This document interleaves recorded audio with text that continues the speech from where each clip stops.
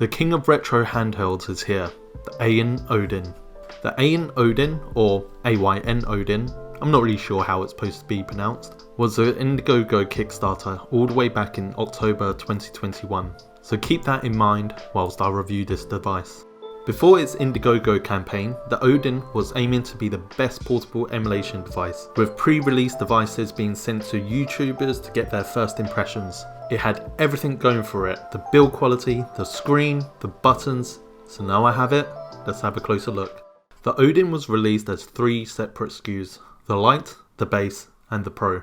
I managed to get the base model when the Indiegogo was live. The reason why I didn't go with the Pro was because there wasn't that much of a difference, such as the 8GB RAM instead of 4, the storage at 128 instead of 64GB, and a bigger battery. In hindsight, I would have liked to see what the performance boosts I would get with the 8GB RAM, and to be honest, I could have done with extra storage, but I couldn't really justify the $40 difference at the time. The overall size of the Odin is 224 by 95 centimeters. So it's similar in size to a Nintendo Switch. The screen is a 6-inch 1080 by 1920 IPS screen and it looks amazing. If I compare this with the Retroid Pocket 3 Plus, the amount of screen real estate you get is great, but it does come at a cost of being a bigger console. But what do you get? It's a sharp and clear screen. The Odin's chipset is a Snapdragon 845 and the GPU is an Adreno 630, and obviously RAM is based on the SKU you decide to go with. When it comes to buttons, you have all the buttons you need. ABXY, shoulder and trigger buttons, start and select and a home button. But also as a welcome bonus, you have analog buttons and back buttons, which can be mapped to any buttons you like. So Odin really thought about the consumer of gaming enthusiasts. The analog sticks are offset like an Xbox controller and feel similar to a Joy-Con analog stick, but definitely a lot smaller in size. The ABXY buttons uses rubber membranes, so pressing on these buttons feel clicky enough that it's not smushy. Yes, I know these aren't technical descriptions, but overall they feel fine. The shoulder buttons are nice and clicky, and the trigger buttons are analog, so be able to press it slightly or more. A great way to demonstrate this is with a driving game.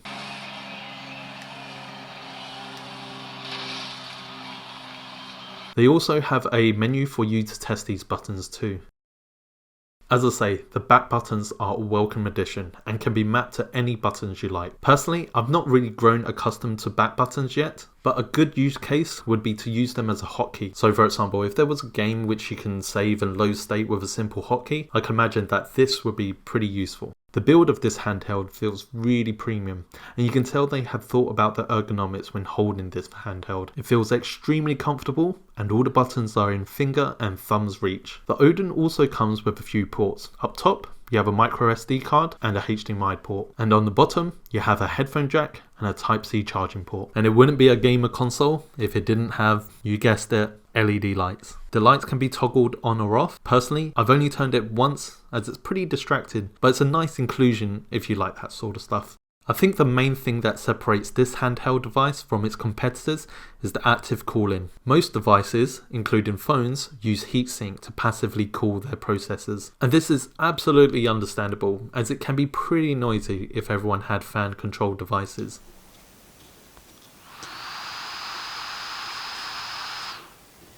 But having it on a gaming device like this makes absolute sense, as we can push the console further and not having to worry about overheating. But do keep in mind that this will drain your battery a lot faster. When it comes to software, it comes with Android 10. It does have a launcher that AYN Odin developed, but this would only group your favorite apps, unlike the Retroid Pocket where you'll be able to list your favorite consoles. My opinion would be to use the standard Android desktop and install an emulation front end yourself. I've been using Reset Collection recently and I think it works really well, but you can download whatever you're comfortable using. But what you do get in the Odin launcher are additional settings when you swipe left or right. You'll have access to the LED lights, performance toggle, fan control, brightness, as well as other settings. You can also categorize these types of apps, such as emulation and games, entertainment and productivity.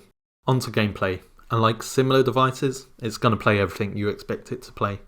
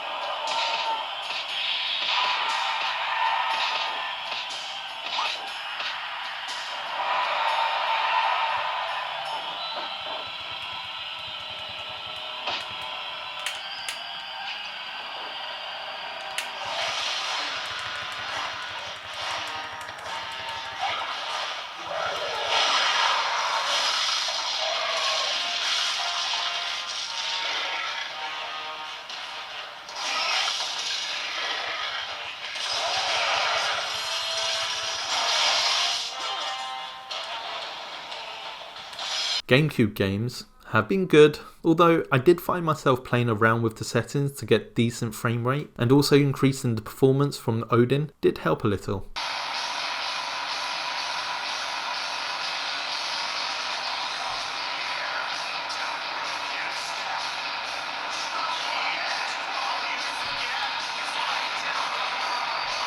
Using Citra and playing 3DS games have been equally as good.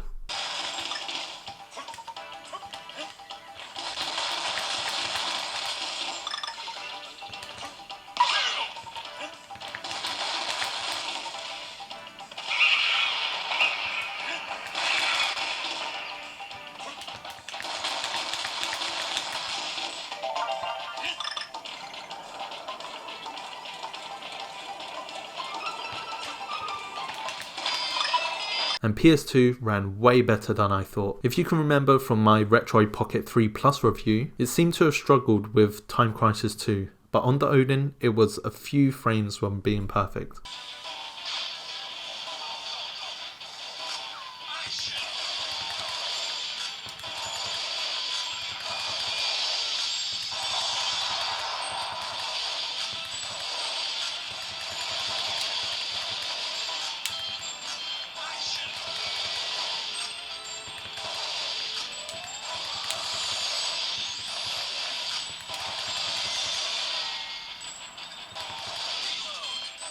And as with all these Android devices, it makes a lot of sense to use it for game streaming.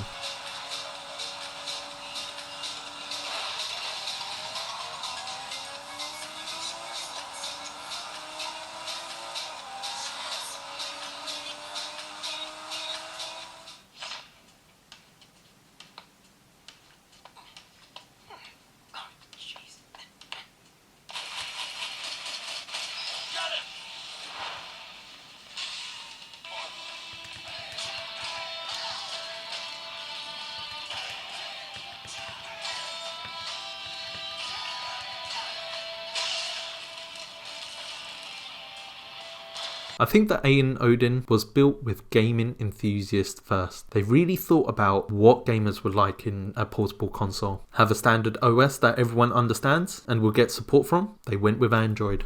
Have all the buttons you need? Check. Have expandable storage and the display out? Check. A decent size screen? Check. LEDs? Sure, check. Have the tech spec to go alongside it? Check. Kinda.